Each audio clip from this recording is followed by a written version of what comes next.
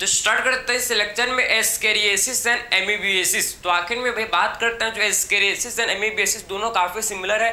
काफी लोगों को क्या होता है भाई कंफ्यूजन होता है, दोनों को हम लोग क्लियर करेंगे इस लेक्चर में, अच्छे से समझेंगे। ठीक है, सबसे पहले बात करते हैं आखिर में हम लोग एस्केरियासिस के बारे में। तो आखिर में भैया एस्केरियासिस को कौन कॉज करता है बताओ जरा, एस्केरिस लुम्ब्रिकॉइड्स। तो आखिर में एस्केरियासिस को भैया एस्केरिस लुम्ब्रिकॉइड्स जो कि कॉज करता है। ठीक है, और एमीबियासिस को बात करें तो जो हम लोग का एमीबियासिस है इसको कौन कॉज करता है, एमीबियासिस को भैया हम लोग को कॉज करता है कौन बताओ सर, इसको कॉज करता है भैया हम लोग का एंट अमीबा हिस्टोलैटिका। ठीक है, तो आप देखो भैया कि जो एस्केरियासिस है इसको कौन कॉज करता है, एस्केरिस लुम्ब्रिकॉइड्स जो कि कॉज करता है क्या, एस्केरियासिस। और वही हम लोग बात करें एमीबियासिस, तो आखिर में जो एमीबियासिस है उसको कॉज कौन करता है, एंट अमीबा हिस्टोलैटिका।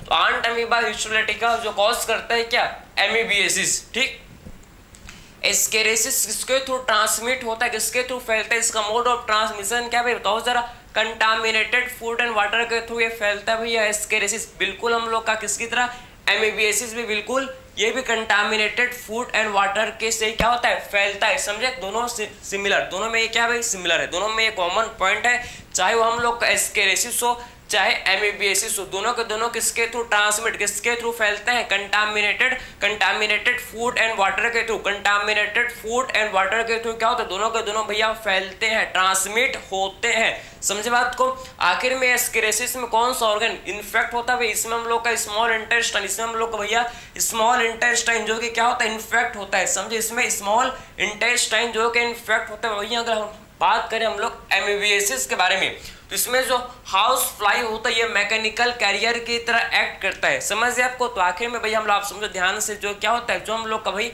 एमीबियासिस है, एमीबियासिस में जो हाउस फ्लाई है ये हम लोग का मैकेनिकल कैरियर की तरह क्या करता है भैया, एक्ट करता है। समझे, मैकेनिकल कैरियर की तरह एक्ट करता है और डिसीज कॉज करता है। ठीक है, फैलाता है। समझिए आपको।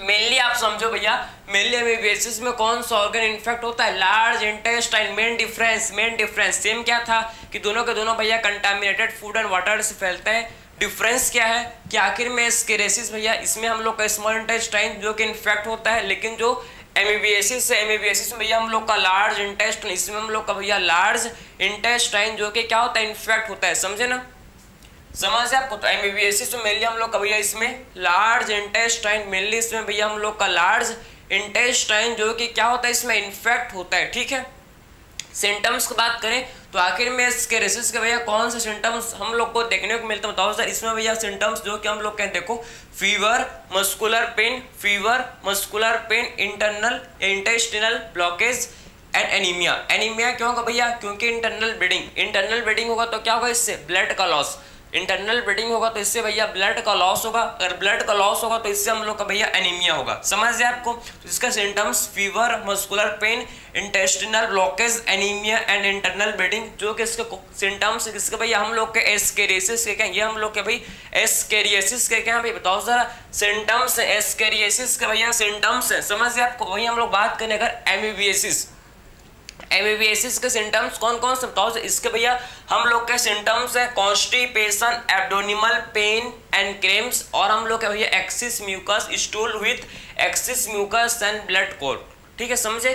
तो ये इसका कॉमन सिम्टम्स है कॉन्स्टिपेशन, एब्डोमिनल पेन। आप देखो कॉन्स्टिपेशन फर्स्ट क्या है, constipation, abdominal pain and cramps, stool with excess mucus and blood clot. समझिए आपको। तो constipation, abdominal pain and cramps, stool with excess mucus and blood clot.